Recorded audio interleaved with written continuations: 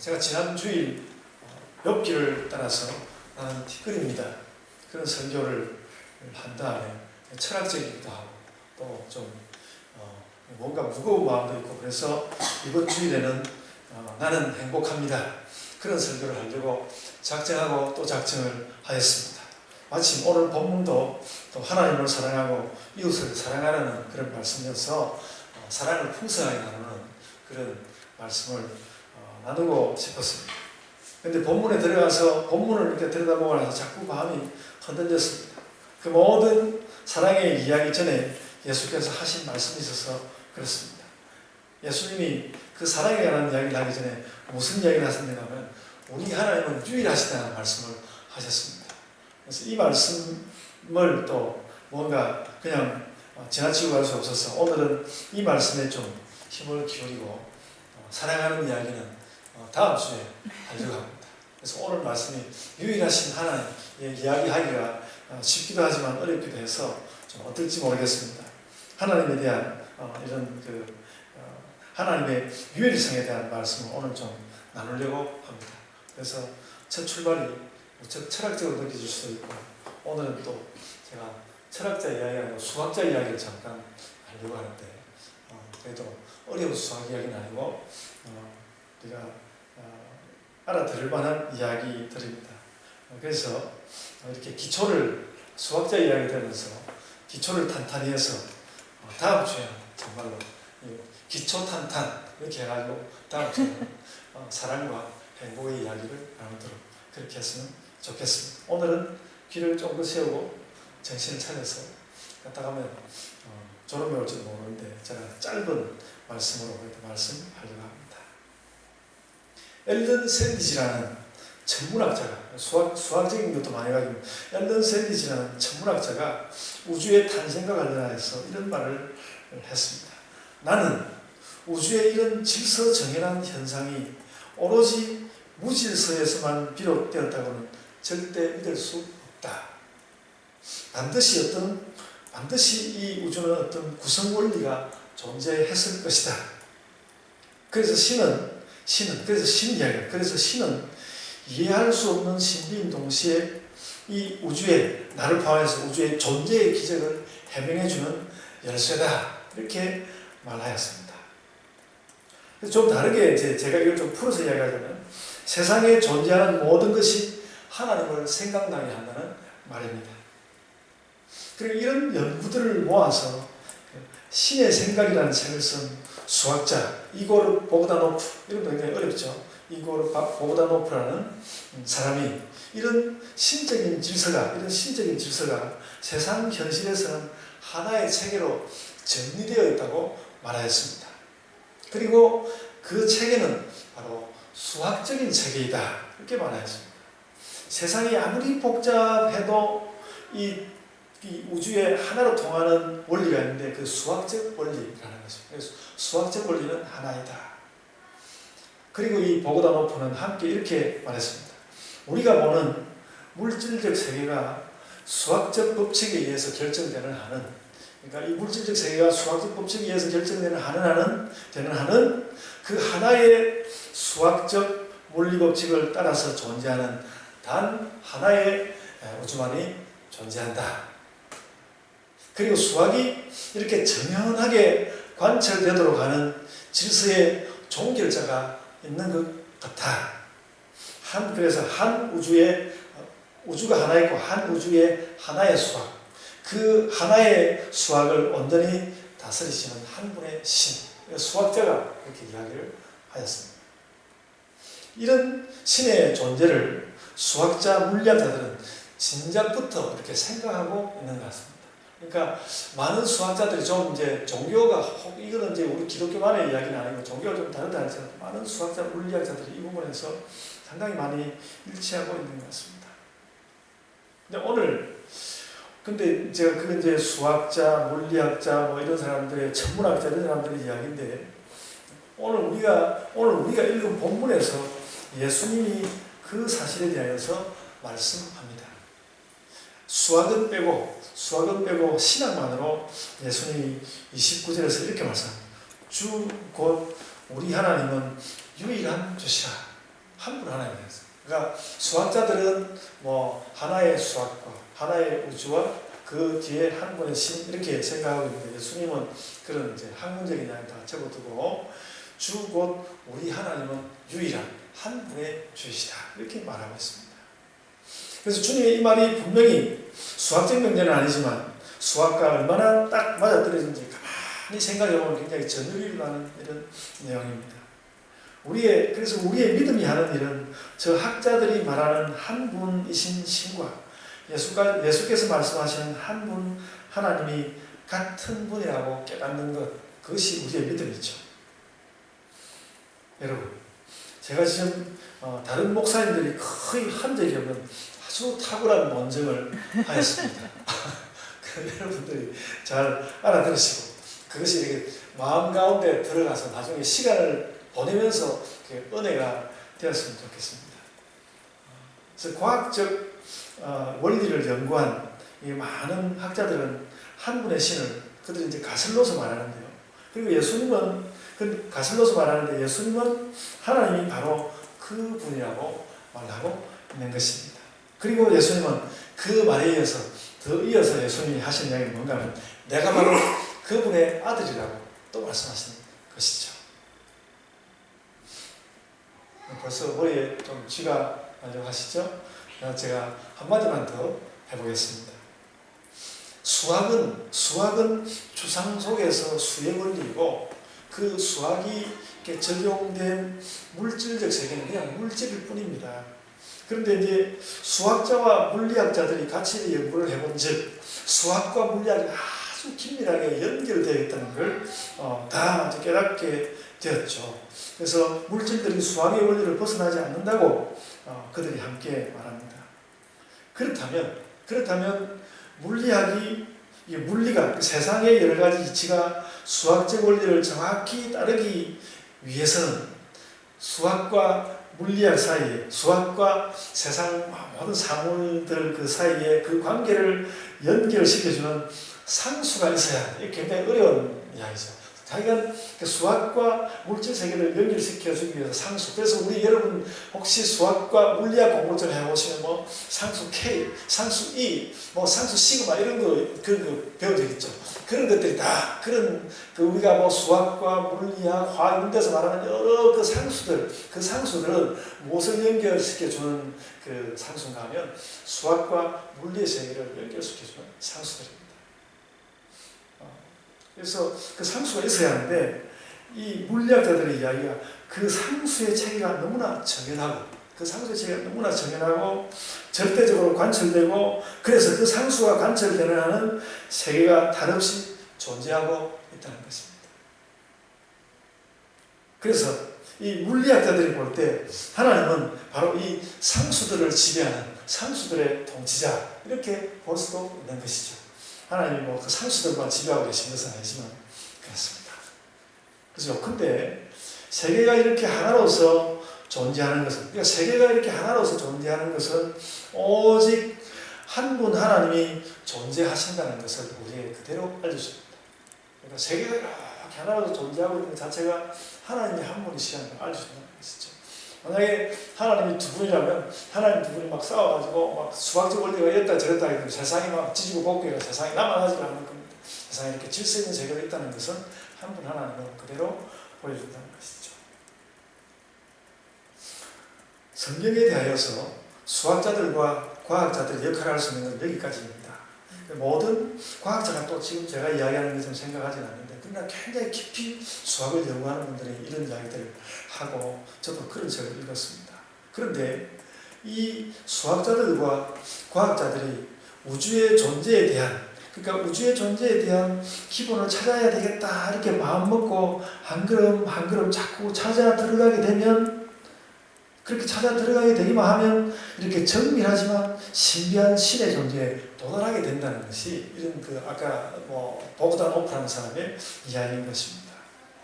근데 예수님은 하나님의 아들로서 구하는 다른 방식으로 말씀하시는 것이죠. 이 모든 이야기에, 그래서 예수님의 이야기가 뭔가 이런 모든 이야기, 예수님이 앞으로 하실 모든 이야기의 출발점은 하나님이 한 분이시라는 것이다.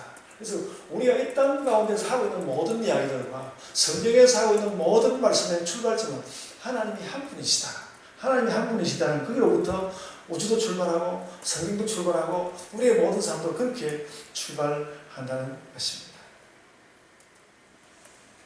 그것은 현대의 수학조차 완전히 신학하고 일치하는 것은 아니지만 현대의 수학자조차도 어느 정도는 인정하는 내용입니다. 그리고 우리가 오늘 읽은 우리의 본문은 그것을 매우 중요하게 읽는 것이죠. 하나님은 한 분이십니다. 하나님 한 분이십니다. 우리는 지금까지 이야기에 근거해서 예수께 질문한 서기관이 생각지 못한 사실이 하나 있었으면 하거든요. 그러니까 가장 중요한 계명이 무엇입니까? 이렇게 물었는데 그렇게 물을 때에 미처 생각하지 못한 사실이 하나 있다는 것입니다. 그래서 오늘 본문 28절 보시면요. 마가복음 12장 28절 본문 보시면 모든 계명 중에 첫째가 무엇입니까? 이렇게 물었습니다. 그리고 우리는 그 질문에 대하여서 오늘 본문 말씀 전체를 가지고 늘 두 가지로 정리하여 왔습니다. 첫째는 하나님을 사랑하는 것입니다. 그래서 여러분 29절 지나서 3절 보시면 내 마음을 다하고 목숨을 다하고 뜻을 다하고 힘을 다하여 주 너의 하나님을 사랑하라 하신 것이요. 하나님을 사랑하는 것이라고 말하였습니다. 그리고 둘째로는 이웃을 사랑하는 것이 가장 중요한 계명이다. 그리고 우리가 늘 그렇게 정리해 왔습니다. 서기관이 묻고 예수님은 두 가지로 대답했습니다. 첫째는 하나님을 사랑하고 둘째로는 이웃을 사랑하는 것이다. 그렇죠? 우리 그렇게 배워왔습니다.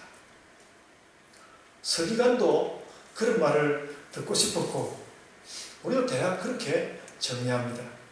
그런데 오늘 본문은 하나님을 사랑하고 이웃을 사랑하라는 그 계명에 앞서서 뭔가를 더 말씀하고 있다는 것이죠. 뭔가를 더 말씀합니다. 그것은 예수님이 말씀하고 싶은 것이기도 합니다. 최우선의 계명이 무엇인지 말하기에 앞서서 그 전제로서 이야기해야 하는 사실이 있습니다. 바로 하나님이 한 분이시라는 것입니다. 우리가 중요한 계명을 알기 원하는데 일단 그런 뭐가 중요한지 그 계명을 알기 전에 먼저 하나님이 한 분이시라는 걸 알아야 되겠다. 그 이야기를 예수님이 하시는 것이죠. 그러니까 오직 한 분이시기 때문에 우리는 그를 사랑하는 것이 마땅하다. 하나님이 한 분이시면 왜 우리는 그를 사랑해야 하나? 여기에 대해서는 느낌이 좀 오긴 하는데 당장 막 설명하기는 어렵다고 생각이 되고요. 제가 그래서 다음 주에 마음이 안 변하면 그런 부분에 대해서 제가 설명하려고 합니다. 그래서 이제 하던 이야기, 그 하나님이 한 분이시다는 그 이야기를 계속 이어서 가겠습니다.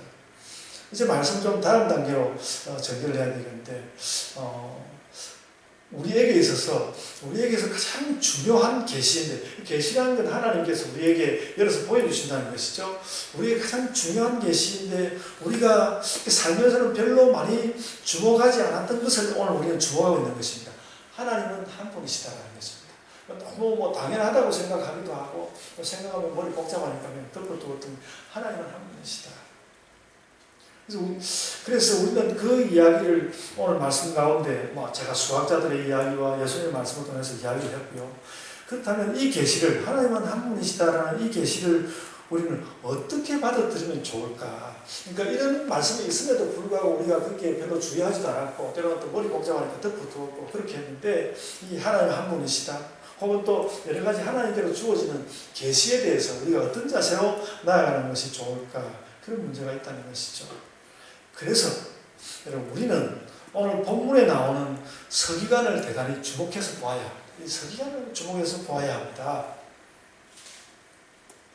이 서기관은 그 예수께서 주시는 하나님의 아들 예수께서 주시는 계시의 말씀 아니겠습니까? 그 계시의 말씀을 듣는 데 있어서 매우 그 탁월하고 아주 그 훌륭한 자세를 보여주었습니다.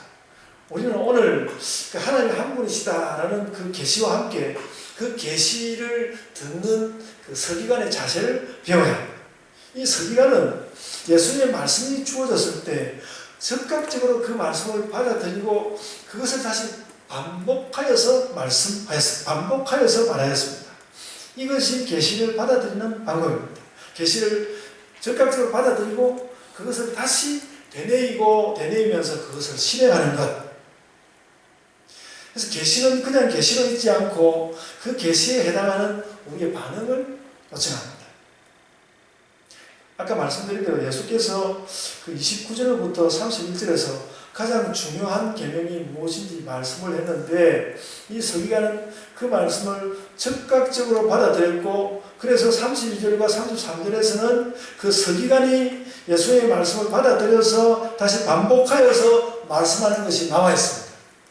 그래서 우리는 어떻게 보면 그 예수님이 하신 말씀에 이어서 그냥 서기관이 그렇게 알아들었습니다 하고 지나갈 수도 있는데 서기관의 이야기가 다시 반복되어서 나오는 이 사실에 대해서 주목하여 봐야 합니다. 계시를 대하는 이 서기관의 아주 훌륭한 태도입니다. 그래서 여러분 보십시오. 그 보면요, 예수님이 그 첫 번째 하나님을 사랑하는 것과 두 번째 사람을 이웃을 사랑하는 것뿐만 아니라 그 전제로서 그 하나님이 한 분이시다라는 이야기를 했는데 이 서기관이 그것을 빠뜨리지 않고 반복하였습니다. 빠뜨리지 않고 반복하였습니다. 31절 보시면 32절 보시면 서기관이 이르되 예수님 말씀 반복하는 건 예수님 서기관이 이르되 선생님이여 옳소이다 하나님은 한 분이시오. 이거 반복했습니다. 하나님 한 분이시오. 그 외에 다른 이가 없다 하신 말씀 참이니라 하고 그리고 가서 33절에서 또 마음을 다하고 지혜를 다하고 힘을 다하여 하나님을 사랑하는 것과 또 이웃을 자기 자신과 같이 사랑하는 것이 소중합니다 하고 예수님이 주신 말씀을 반복해서 그대로 제가 말씀드린 세 가지 중요성을 그대로 반복해서 하고 있습니다. 당연한 이야기인데 이것은 계시를 대하는 하나님의 계시, 하나님의 말씀이 주어질 때 하나님의 말씀을 대하는 아주 중요한 훌륭한 태도입니다. 그래서 우리는 그 중에서 이제 세 가지 예수님이 세 가지로 말씀하셨는데 물론 이제 그 세 가지라는 것이 첫 번째 한 가지는 이제 그 두 번째에 속해진 채로 말씀했습니다만 우리가 이게 두 가지 하나님 사랑과 이웃 사랑에 대해서 많이 들어왔는데 예수님이 그것을 말씀하기 앞서서 기본적인 원칙으로 하나님은 한 분이시라고 말하는 것 이거 우리가 좀 잘 빠뜨리고요. 그리고 이 서기관도 이걸 애초에 염두에 두지 않았는데 예수님이 그것을 분명하게 짚어서 말했고 근데 이 서기관은 그것을 다시 다 반복했다는 것입니다. 그래서 이것을 다시 말씀하는 것은 보편적으로 보더라도 그 주께서 주시는 말씀이 매우 중요하다는 것이고 이 서기관은 개인적으로도 그 중요성을 절대적으로 인정하는 내가 하나님이 한 분이시라는 게 나에게 대단히 중요하고 내가 하나님을 사랑한다는 것도 중요하고 내 이웃을 사랑한다는 것도 중요합니다. 말씀을 확인하고 있는 것입니다. 그래서 우리는 오늘 본문에 나오는 예수께서 가르치시는 계시의 내용도 잘 알아야 할 뿐 아니라 그 계시를 대하는 서기관의 태도도 배워야 한다는 것입니다. 저는 이 설교를 준비하면서 우리가 계시를 진지하게 받아들이는 훈련이 너무나 되어 있지 않다는 것을 느꼈습니다. 성경이 하나님은 한 분이시다 이렇게 말씀하면 우리는 아멘 하나님은 한 분이십니다 이렇게 말하는 자세가 뭘 필요합니다. 이것이 계시를 대하는 우리의 자세입니다. 성경의 모든 말씀에 대해서 제가 앞서서 그런 것을 말씀하지 않았습니까? 수학과 과학은 하나의 전체로서의 우주를 위해서 한 분의 신을 생각하고 예수께서는 하나님의 말씀을 가지고 직접으로 하나님은 한 분이시라고 말씀하거든요. 그래서 우리는 그 과학자들의 말과 예수님의 말을 함께 수용할 수 있습니다. 신의 존재를 전제로 하는 수학의 많은 원리들을 의심 없이 우리가 수학의 내용을 배우기와 의심 없이 받아들이지 않습니까? 그것을 받아들이는 것처럼 우리는 한 분 하나님의 계시를 의심 없이 받아들일 수 있다는 것입니다. 어떻게 그럴 수 있지? 믿음으로 그렇게 하는 것입니다. 그 믿음은 하나님께서 우리에게 주셔서 하나님과 세계를 이해하는 우리의 능력입니다. 믿음은 그냥 알았습니다 하고 있는 것이 아니라 믿음이라는 것은 하나님을 우리가 알아차리는 능력입니다. 그래서 그 하나님을 알아차리면서 세계도 함께 이해하는 능력이죠. 그래서 조금 더 이제 수학자들 이야기 길게 하려고 하는 거 아니에요. 수학자들은 이성을 사용하지 않습니까? 수학자들의 이성이 수학적 원리를 의심 없이 받아들이는 것처럼 수학자들이 그 이성을 가지고 수학적 원리를 의심 없이 받아들이는 것처럼 우리는 믿음을 가지고 하나님의 계시의 말씀을 의심 없이 받아들일 수 있다는 것입니다. 그렇습니다. 그래서 이 믿음은 결코 터무니없이 불쑥불쑥 믿으라 하는 그런 것만은 아니라는 것입니다. 때로는 그러기도 하지만 이 믿음은 결코 터무니없이 불쑥 주어지는 것이 아닙니다. 수학자들이 자신들의 연구의 끝에서 큰 연구를 끝까지 그 수학을 통해서 세계를 알고 그 연구를 끝까지 해온 그 수학자들이 자신의 연구의 끝에서 신을 생각한다는 이야기를 제가 하였습니다. 이것은 하나님에 대한 이야기가 이성의 마지막 자리에 있다는 것입니다. 이성을 쭉 밀어붙여서 이성을 끝까지 밀어붙여서 가면 그 끝자리에 뭔가 하나님이 보인다는 것이죠. 그런데 그 이성의 마지막 자리, 하나님에 대해서 막 깔듯깔듯 이렇게 하는 그 이성의 마지막 자리를 넘어서게 하는 힘을 하나님께서 주시는데 그게 바로 믿음이라는 것입니다. 넘어서야. 성경은 진지하게 연구된 학문과 어떤 일치에 도달하고 있고, 그리고 그 일치에 도달한 그 끝에서 우리가 그런 하나님을 어떻게 섬기며 살 것인지를 더 말씀하고 있는 것입니다. 그러므로 우리는 이 계시의 말씀에 대해서 늘 진지하게 다가가야 합니다. 저보고도 자꾸 여러 사람이 목사님 설교 좀 재미있게 할 수 없습니까? 그런 지금도 사모님은 저를 그런 눈빛으로 쳐다보고 있는데 그래도 그런 것과 함께 보다 더 진지하게 우리는 이렇게 다가가도록 하는 것입니다. 그래서 하나님은 한 분이십니다. 이런 말을 제가 여러분들과 함께 이해하려고 뜬금없이 제가 수학 이야기를 가져왔는데, 제가 수학을 이해할 수 있다는 것을 자랑하기 위해서 그런 것이 아니고 서로 말씀을 진지하게 다가가는 것입니다. 그래서 하나님은 한 분이십니다 하고 특히 예수님이 그런 수학적인 것과 정말 다르지 않은 것으로서 예수께서 하나님은 한 분이십니다 하고 성경에서 이렇게 말씀하는 장면을 우리가 만나게 되면, 이런 장면을 만나게 될 때 우리의 마음이 뜨거워지고 좀 그랬으면 좋겠습니다. 오늘 제가 이렇게 수학자들 이야기 막 하고 있는데 마음이 막 뜨거워지고 막 하나님 말씀이 깨달아지고 그랬으면 더 좋겠습니다. 쉬운 일 아니지만. 그래서 그렇게 해서 그 세계도 이해하고 하나님도, 그래서 그 끝에서 하나님도 알게 되고, 그렇게 한 다음에도 자꾸 세상에 여러 가지 의문들이 많이 있으니까, 그런 다음에도 그래도 의심이 일어난다면 거기에 대해서는 다시 묵상하고 또 배우면 되는 것입니다. 또 배우면 할 수 있습니다.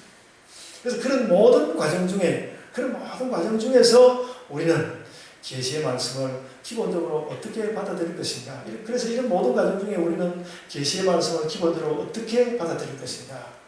오늘 본문에 나오는 서기관처럼 하면 된다.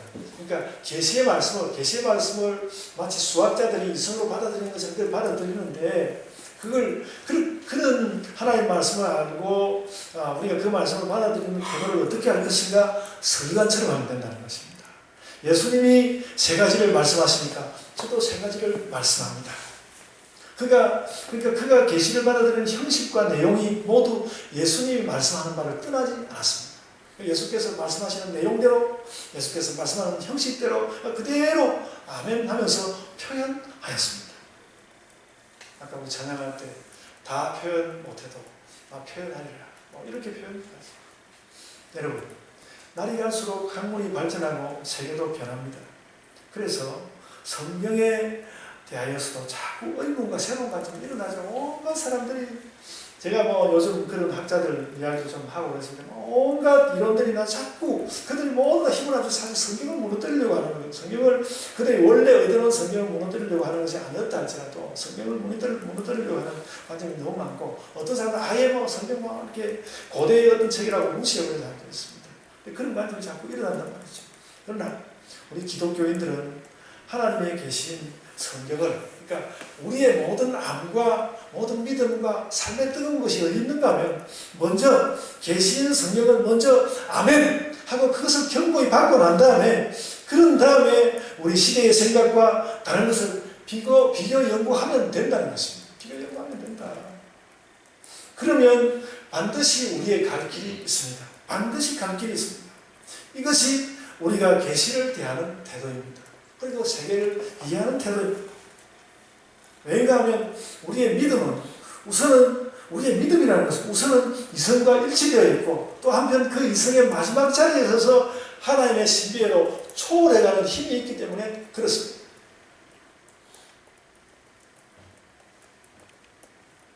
이제 제가 오늘 말씀의 두 번째 이야기를 하려고 합니다.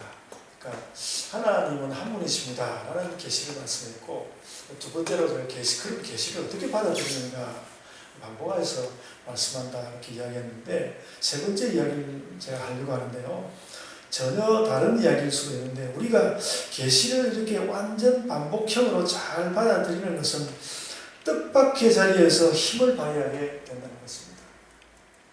우리는 계시를 반복하듯이 받아들이는 것을 부정적으로 생각할 수도 있습니다. 그건 뭐 그냥 앵무새처럼 달달달달 외워서 하는 거 아닙니까? 우리 그런 거 안 합니다. 이렇게 말하는 사람들이 무척 많죠. 교회 안에도 그런 사람이 많습니다. 이건 너무 창의성이 없는 거 아닙니까? 여러분, 그러나 그렇지 않습니다. 진정한 창의성이라는 것은 이 계시의 말씀을 내 마음 가운데 뜨겁게 진심으로 받아들였을 때 거기로부터 하나님의 영감으로부터 창의성이 이렇게 나오는 것이지, 우리가 계시의 말씀을 자꾸 토를 달고 고의적으로 의심하고 이런 것에서 창의성이 좀 나온다고 보지 않습니다. 그래서 여기 아주 좋은 증거가 될 만한 사실이 하나 있습니다. 제가 요즘 그 총신대학교 목회신학 전문대학, 이름도 길죠. 이름이 긴 것은 좋은 학교라는 뜻입니다. 목회신학 전문대학에서 제가 상담학을 가르치고 있지 않습니까? 근데 여러분, 제가 이 설교 준비를 하다가 깜짝 놀랐습니다. 저도 상담을 가르치는 사람으로서 상담을 할 때 보통 가장 먼저 사용하는 대화법이 무엇인지 아십니까? 그게 바로 반복이라는 대화법입니다. 상담을 할 때 상담가가 제일 잘해야 되는 것이 반복을 잘하는 것입니다. 이런 것입니다. 예를 들어서 이런 것입니다. 선생님, 제 남편이 제 말을 너무 무시해서 견딜 수가 없어요. 누가 이제 내담자가 와서 그렇게 이야기를 했습니다. 그때 말했다고 합시다. 그럴 때 상담자는 그 어떤 말보다도 우선은 이렇게 말해요. 남편이 당신의 말을 너무 무시해서 가슴이 아팠군요. 이렇게 말해요. 이게 상담자의 태도입니다. 그렇게 상담하러 온 사람의 말을 그대로 반복하고 거기다가 그가 느끼는 감정을 공감하면서 말하면, 그러면 라포트라 그래가지고 서로 이제 공감하는 관계가 형성된다고 합니다. 근데 지금 다시 말씀드리지만 그렇게 해서 상담이라는 것이 이루어지고 상담에서 사람의 마음의 병을 고쳐가게 되는데, 그 마음의 병을 고쳐가는 상담적 대화의 출발점이 반복을 하는 것입니다. 상대의 말을 반복하는 거. 그러니까 계시를 반복한다는 이것이, 여러분, 그게 우습고 그냥 바보처럼 반복하는 그런 게 절대 아니에요. 앵무새처럼 반복하는 게 절대 아니라는 것이죠. 그 상담에서 그 내담자의 말을 반복한다는 이것은 상담을 오랫동안 연구해온 이후에 정착된 상담의 기본 대화법입니다. 반복. 그래서 이 반복하는 대화의 힘이 대단합니다. 그렇다면 우리는 이런 반복의 대화를 어디서 배우는가? 주님의 말씀에 아멘 하는 데서 절실하게 배우는 것입니다. 그래서 우리가 하나님의 말씀을 아멘 이렇게 잘 받아들이는 사람은 세상 가운데 나가서도 대화를 잘 할 수 있다는 것입니다. 남이 무슨 말을 하면 그렇군요. 당신이 그렇다는 뜻이군요. 이렇게 받아들일 수가 있다는 것이죠. 하나님 계시의 말씀을 반복하면 우리 자신이 계시의 진리를 알고 우리가 하나님의 위로를 받습니다. 하나님을 반복하면. 그런데 하나님이 아니라 사람의 말을 반복해서 하면 나에게 말을 걸어온 그 사람에게 위로를 전할 수 있다는 것입니다. 그래서 반복이라는 것은 정말 앵무새처럼 따라가는 것이 아니다. 그래서 하나님 말씀을 따라서 반복하면 내가 위로를 받고, 사람의 말을 따라서 반복하면 이웃에게 위로를 줍니다. 이게 반복하는 말의 미적입니다. 여러분, 여기까지 오면 이미 가장 중요한 두 가지 계명의 방향이 보이죠. 계명의 첫째가 되는 것은 하나님을 사랑하는 것이고, 둘째는 그와 같이 이웃을 사랑하는 것인데, 하나님을 사랑하고 이웃을 사랑하기 위해서 우리가 똑같이 계시를 대하는 태도로 나갈 수 있습니다. 그러니까 이것만은 아닌데, 하나님의 사랑이 이것만은 아닌데, 우리가 먼저 하나님을 사랑하고 이웃을 사랑하는 이 일을 위해서 가장 먼저 한번 해볼 수 있는 것이 뭔가 하면 그 말을 그대로 반복하는 것이죠. 하나님 말씀하신 대로 하나님 말씀을 반복하고, 또 이웃 사람이 무슨 말을 하면 그 말을 반복하고, 그렇게 하면 그 상당한 사랑이 이루어진다는 것입니다. 내가 이웃 사람의 말을 다시 그가 무슨 말을 하든지 그 말을 내가 반복해서 이야기할 만한 그 이야기를 다시 해주면요, 상대방이 너무너무 이 사람은 내 말을 알아들어주는 사람이구나, 그렇게 생각하게 된다는 것이죠.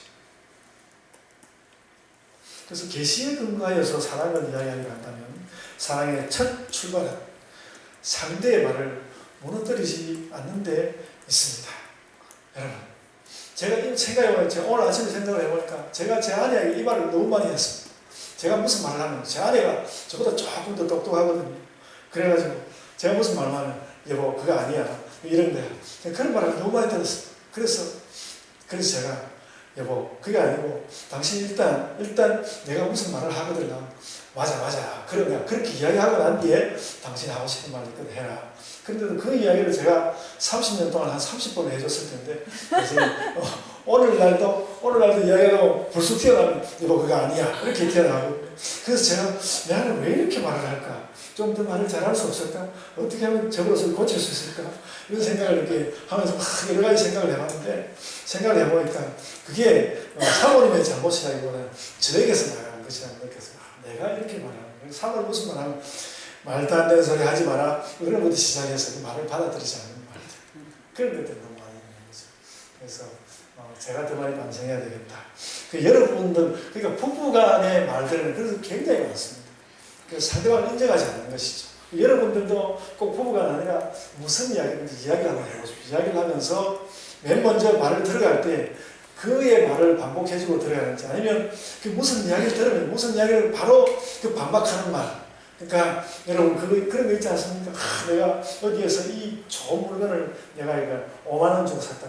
근데 바로 튀어나와서 아니야 나는 3만 원 주고 살 수 있어 이렇게 이야기하면 너무너무 기분이 나쁘고 안 좋습니다. 안 좋습니다. 이야 정말 싸게 샀네 그렇게 이야기하고 난 뒤에 나중에 한참 이야기하다가 나는 비슷한 게 3만 원 주고 샀다 이렇게 이야기하면 되는데, 일단 3만 원 주고 샀다가 먼저 탁 치고 나가면 기분이 나쁜 것이죠. 사랑하지 않는 대화의 태도입니다. 그래서 재미도 없는 이야기를 가지고 너무 길게 이야기하였습니다. 그래서 여러분, 대화할 때에 사랑을 한다는 것은 대화할 때에 그 상대방의 말을 무너뜨리지 않는 것, 이거 굉장히 중요합니다. 사랑의 이야기를 다음 주에 더 하겠지만 우선 발견할 수 있는 계시라는 그 관점을 가지고 볼 때 그런 것이 있다는 것입니다. 그래서 하나님의 말씀을 그대로 받아서 말하고 실행하는 것이 하나님의 사랑입니다. 이웃의 말을 받아서 그대로 반복하고 기억하면 그것이 이웃을 사랑하는 것입니다. 하나님의 말씀을 거역하지 않는 것이 하나님께서 원래 그 백성에게 원하십니다. 하나님께서 그러니까 이스라엘아 들으라 하면서 하나님의 말씀을 주시고, 너희가 내 말을 어기지 않는 것이 나를 사랑하는 것이라고 하나님께서 거듭 말씀하셨고요. 그래서 예수님에 대해서는 예수님 자신을 바로 말씀이라고 하지 않습니까? 그런 말씀을 어기지 않는. 그래서 이웃이 나에게 말을 걸어올 때 그 말을 거부하지 않고 그 말을 되새길 때에 이웃은 우리에게 존중을 받는 것이고 그것을 위로를 받는 것입니다. 자세히 바꾸어서 저도 여러분들과 대화할 때 혹 여러분들을 존중하지 못한 것 있으시면 용서해 주시기 바라고, 그래서 우리 교회가 그런 특성을 가지고 있어요. 누가 이야기를 하면 또 반복하고 나는데 야야 근데 너무 좀 어떻게 우스울지 모르지만 우리가 그런 대화를 자꾸 하다 보면 그 훈련이 되면 상대방의 말을 더 귀에 기울여서 듣게 되고 그 말을 반복함으로써 그 말을 듣는 사람이 위로를 받는 것이죠. 여러분, 이 상담을 하는 것이 사실 상담을 하는 것이 무슨 문제를 완벽하게 해결해 주는 것은 아닌데 왜 상담을 통해서 사람들이 마음의 위로를 받는 것인가 하면 그 내 말을 반복해 주는 그것이 위로가 되기 때문에 그런 것입니다. 그런 위로를 나누는 여러분들이 되시기를 바랍니다. 아멘. 그래서 여러분 매일 아침 일어나시면서 매일 아침 일어날 때마다 이 말씀을 마음에 품으시기를 바랍니다. 하나님은 한 분이십니다. 그러니까 하나님이 모든 하나님의 말씀을 우리가 반복해 주기를 바라고 그 중에서도 이 말을 특별히 반복해 주기를 원하셨습니다. 하나님은 한 분이십니다. 우리가 아침에 일어날 때마다 하나님 한 분이십니다. 제가 맨날 아침에 하라는 게 너무 많았는데 그래도 이거 잊어버리지 마시고 이번 주간만에 아침에 일어나실 때 하나님은 한 분이십니다. 이렇게 여러분들 마음 가운데 보면 여러분의 하루가 굉장히 은혜스러울 것입니다. 그럴 것입니다. 이렇게 계시의 말씀을 반복함으로써 하나님을 사랑해 드리는 것입니다. 조그마한 꼬마들을 이렇게 그렇게 저한테 안겨주고 사랑해 주세요. 막 애들 보고 그렇게 하는데 내가 니를 사랑해 조그만 네가 얼마나 나를 사랑했나 그 싶지만 그 정말 그 3살 4살짜리가 그러면 아빠의 말을 따라서 제 어깨를 토닥토닥하면서 사랑해요 이런 말을 하면 굉장히 마음이 위로가 되거든요. 하나님도 우리가 가서 하나님 안에서 하나님 사랑해요 하나님 한 분이십니다 이 이야기하면 하나님도 굉장히 위로를 받으십니다. 하나님 위로 같은 거 안 받으시는 분이긴 한데 뭔가 우리의 좋은 것이 하나님께로 전달될 것입니다. 그리고 그렇게 하면 우리가 하나님을 사랑할 뿐만 아니라 하나님의 사랑이 우리에게 나올 것입니다. 그렇게 함으로써 여러분 이런 것이죠. 제가 생각하는 게 그런 것입니다. 하나님은 한 분이십니다. 이 말이 왜 중요한가 하면 하나님이 한 분이십니다라는 말이 왜 중요한가 하면 하나님이 한 분이십니다라는 그 말을 하는 순간에 내 삶의 질서가 확 잡힌다. 딱 그러니까 그 어떤 삶이 질서 있게 질서로 가득 잡히는 첫 부분이 하나님은 한 분이십니다. 하나님은 한 분이십니다. 그 말을 하는 순간에 어지러워졌던 내 삶의 딱 질서가 잡힌다는 것이죠. 그런 질서 가운데서 우리가 그런 질서를 가지고 사랑은 또 사랑이라는 것은 굉장히 뜨겁고 또 막 질서라는 것을 넘어설 것 같은 그런 것도 갖고 있지만 성경 말씀은 그런 질서를 기반으로 해서 참된 사랑을 하라고 우리에게 가르치고 있습니다. 여러분 그렇게 하나님은 한 분이십니다. 그렇게 말씀하는 것을 통하여서 여러분 하나님을 사랑하며 또한 이웃을 사랑하게 될 것입니다. 그것이 바로 하나님 한 분이십니다. 그렇게 말하면서 하나님을 사랑하고 이웃을 사랑하게 되는 것, 그것이 성경이 우리에게 주는 첫 번째 명령입니다. 나누어서 이야기하지만 제일 중요한 계명이 무엇입니까? 그랬을 때 예수님 주신 말씀은 그것이거든요. 하나님이 한 분이신 줄 알고 하나님을 사랑하고 이웃도 사랑하라. 그것이 첫 번째 계명이다. 여러분들도 이 첫 번째 계명을 잊지 마시고 아침마다 일어나시면 하나님은 한 분이십니다. 그렇게 이야기하고 막 다른 이야기하기보다도 내 가장 가까운 자리에 있는 사람이 무슨 이야기를 하면 반복해주고 그렇게 하면서 사랑의 삶을 살아가시는 여러분 되시기 바랍니다. 아멘. 제가 기도하겠습니다. 아버지 하나님 은혜를 감사드립니다. 저희가 아버지 하나님이 한 분이신 것을 저희가 깨닫고 또 이해하기를 원합니다. 그것을 또 깨닫고 알면서도 그것이 또 사랑과 어떻게 연결되는지도 저희로서는 이해하기가 어렵지만 예수께서는 명백히 하나님이 한 분이시니 너희는 하나님을 사랑하고 또한 이웃을 사랑하고 이렇게 첫 번째 계명을 주셨습니다. 아버지 하나님 저희가 이것을 지키며 살아가는 자들이 되게 하여 주옵소서. 그 심정을 가지고 저희가 무슨 일을 대하든지 어떤 사람을 만나든지 우리에게 어떤 공경이 오든지 또 어떤 어렵게 된 사람을 만나든지 우리가 이 원칙을 잃어버리지 아니하고 늘 하나님이 한 분이신 것을 아는 가운데 삶의 길을 걸어가고 질서 있는 그리스도의 삶을 걸어가는 우리 온 일본교회가 되게 하여 주옵소서. 감사하고 예수님 이름으로 기도드리옵나이다. 아멘.